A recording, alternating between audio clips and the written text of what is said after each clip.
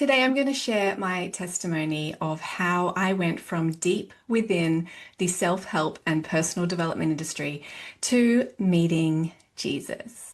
I've never shared the fullness of this before, and this is a multi-part series, so stay along for the journey. Now, I used to have a secular life coaching business. I ran it for close to 10 years, and it began because I arrived in Sydney and I was introduced to this world of personal growth. And I recognized through these free seminars that I was attending that I had a poverty lack belief. I grew up without a lot because my parents lost everything when they went bankrupt in business. And so my childhood, although there was always enough, and I had a fantastic childhood growing up on a farm, I definitely recognized that we had less than everyone else. And I remember I couldn't go to state gymnastics championships because my parents just didn't have the money to take me there.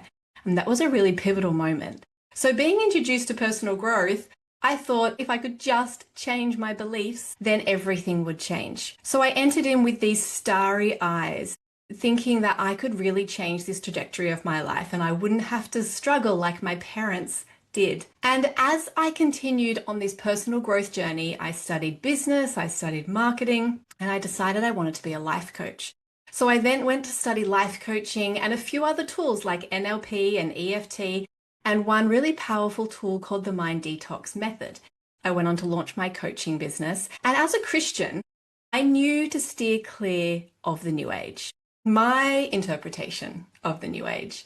I knew to steer clear of angel cards and Reiki, of not going into crystals or anything too spiritual or woo-woo. So I always kept everything that I did very practical. I studied neuroscience. I studied the connection between the belief system and the subconscious and what happens in childhood and how it creates our map of the world and how it really does signify our circumstances in life. I saw incredible results. Testimonies poured in as my business increased. I was featured in magazines, on national TV. I ran retreats in Bali. I was kind of known as this self-worth expert, sharing my very vulnerable story of really struggling with my own self-worth and how I had brought myself out of that through realigning my life with powerful tools. So as it happened, I was at the height of this coaching business, living my best life, or so I thought. Now, at this time, I started to recognize I felt a little bit of disconnection with my business. So this was about 7 years in, with all the accolades and achieving everything on my vision board, and on the outside, what looked like an incredibly successful business and successful life. Literally everything I put on my vision board came true. I was loving it all. It didn't feel like work. I was using my gifts. I thought I was making really good change in people's lives. The change was happening because I understood how the brain functions, how the mind gets imprinted, and how to change that imprinting to create different thoughts and patterns and circumstances. So I felt that I had just really practical tools to help women in life and to help myself as well. The success of my business came from a very biblical principle of diligence and the law of sowing and reaping. These are spiritual laws. And so I had mastered a craft that I had spent well over 10,000 hours doing. And I'd spent over $80,000 learning from business coaches and marketing coaches and neuroscience and understanding the mind-body connection and the biology of belief. And so I had used those skills to create this business, all in my own strength. But here's where the deception lies. And I didn't even know. See, first of all, as I said, I was a Christian. I thought that you become a Christian, you accept Jesus, you live a pretty good life. Yeah, you could find out what your purpose and your skills are and use them because they're God-given, and just wait for the rapture because really everything with Jesus starts when you get to heaven, right? Now, that's just what I interpreted from my growing up in the church until I was 16. When I decided I didn't want to go to church anymore. And I was getting all of my godly wisdom through my self-help books. They all quoted Jesus. They all quoted scripture. So I didn't see that there was any type of deception here. I really thought that I was using principles of the Bible, teaching them and living my life according to them. But here's the thing that I began to understand when Jesus intervened. I was my own God. I was living governed by the self desires, self-sufficiency, self-led. I did everything I wanted. In fact, I had created such a pretty prison for my life that, of course, I was never in a situation I didn't want to be in. I was never around people that I didn't want to be around. I wasn't doing anything I didn't want to do. So no wonder I felt this happiness and this joy, and I was creating the ultimate controlled reality. And Jesus showed me the demon of the spirit of control that I had attached to me. I will share you more on that in another video. But I didn't realize how tightly I was controlling my entire existence. And it was just packaged up with a pretty bow on top called my best life. But despite me thinking I was living my best life and I was loving everything I did because I was creating it all, and I truly felt you could create your reality because that's what they tell you. Let's look at the fruit. My finances made $10,000 to $20,000 a month. Now, for some of you, that might not be very much in the coaching industry, but for me, I was really happy with that. However, within a few weeks, it was wiped out. Now, Jesus showed me what was actually behind the devourer that was consuming my finances, and how this spirit was influencing my thoughts and my actions and my heart and my belief system to have me behave in the way that I did, and I didn't even realize. You see, I was pursuing more because I didn't want to go back to the lack I had in childhood. So I spent all this money on the next mastermind. I dropped $20,000 on another business coach to teach me how to make more money, instead of just stewarding the money that I was already given. So although I made this money, the fruit was not there, because I would hustle every single month to make back, to cover my expenses and make a profit, and it would all disappear. And this happened for 7 years straight. And then let's take a look at my home. My value system at this time was my son, number one, my business, number two, and then came my wellness, and then came God, and lastly was my husband and my home. You see, my husband carried everything. He cooked, he cleaned, he shopped, he took care of everything. I did pretty much nothing. I had no value system for my home. I had no desire to cook or clean or shop or do any of that. I just wanted to make all the monies.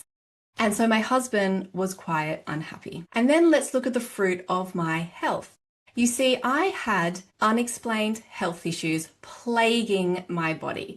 No doctor, no functional medicine doctor, no naturopath, no one could determine what it is I had. But yet my immune system was so low. I struggled with all kinds of organ pain, all kinds of immune issues. No one could put it down to anything except that I was sick pretty much all the time. I would eat so clean and I would just look after my body, and yet I still could not heal. Nothing I did would get rid of any of these health issues. And lastly, let's look at what was going on inside of here. I was a workaholic.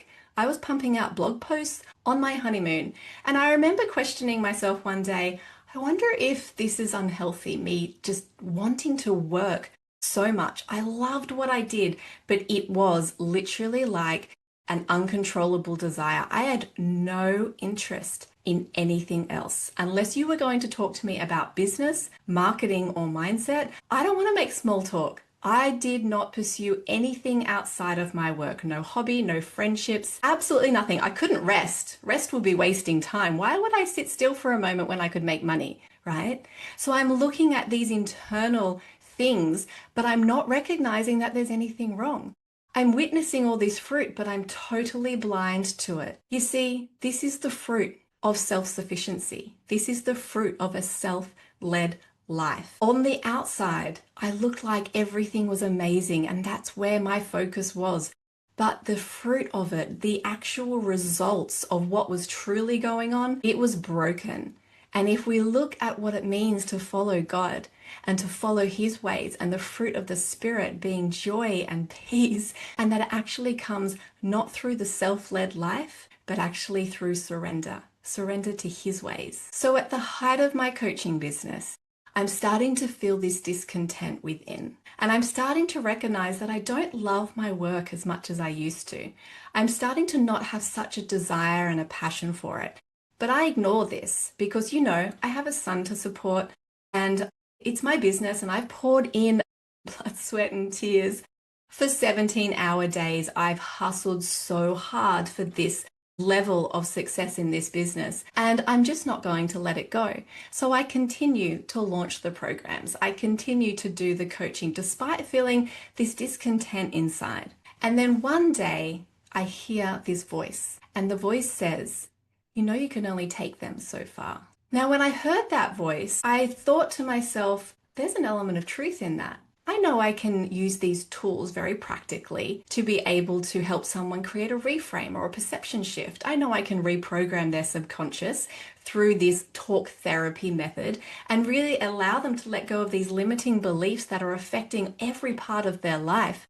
I know I can create all that change. It's skill, it's neuroscience. But I did know that I could probably only take them to about 90%, because when it comes to true self-worth, you see, I knew that deep down, I still didn't truly love and accept myself. I was still afraid of what people thought. I still had self-hate thoughts every now and again, or beating myself up. So I was very quick to reframe, and I was very quick to shift, but they were still there. So when I heard this voice, I knew there was an element of truth in it. But again, I had work to do. I had money to make, and I ignored it.